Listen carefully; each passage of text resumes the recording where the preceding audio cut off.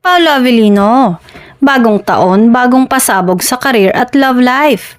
Si Paolo ay patuloy na nagpapakita ng husay at galing sa pag-arte ngayong 2026. Matapos manalo kasama si Kim Chiu ng Viewers' Choice Award sa Content Asia Awards 2025, ay lalong tumibay ang kanyang posisyon bilang isa sa mga pinakarespetadong aktor sa Pilipinas.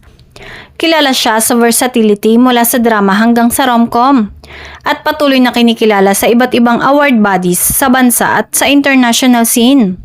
Sa larangan ng pelikula, muli niyang pinatunayan ang kanyang box office appeal sa romantic comedy film na My Love Will Make You Disappear kasama si Kim Chiu. Ang proyekto ay nakatawag ng pansin dahil sa chemistry ng dalawa at sa magandang pagtanggap ng mga manonood.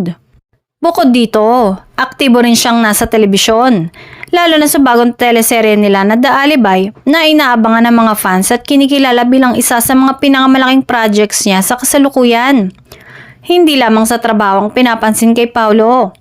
Patuloy din ang buzz tungkol sa kanyang love life, lalo na sa tandem niya kay Kim Chiu na kilala bilang Kim Pao. Bagaman wala pang opisyal na pag-amin sa relasyon, maraming fans ang nag-uusap tungkol sa kanilang closeness, lalo na sa mga sightings at bonding moments sa iba't ibang lugar at events. Ang private ngunit matatag na presensya nila bilang tambalan ay nagbibigay ng excitement sa kanilang supporters. Marami ang umaasang ang 2026 ay magiging taon ng panibagong awards at recognitions para kay Paolo. Ang kanyang mga proyekto mula sa pelikula hanggang sa serye ay patunay ng kanyang dedication at galing bilang artista.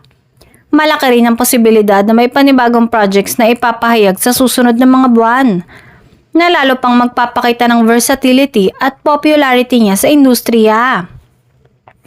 Sa kabuuan, si Paolo ay hindi lang isang aktor na may talento. Isa rin siyang personalidad na patuloy na pinag-uusapan sa showbiz dahil sa kanyang mga proyekto, awards at love life. Habang papasok ang 2026, marami ang nakatingin sa kanya. Sabik sa mga susunod niyang pasabog sa career at posibleng reveal ng kanyang personal life ngayong taon.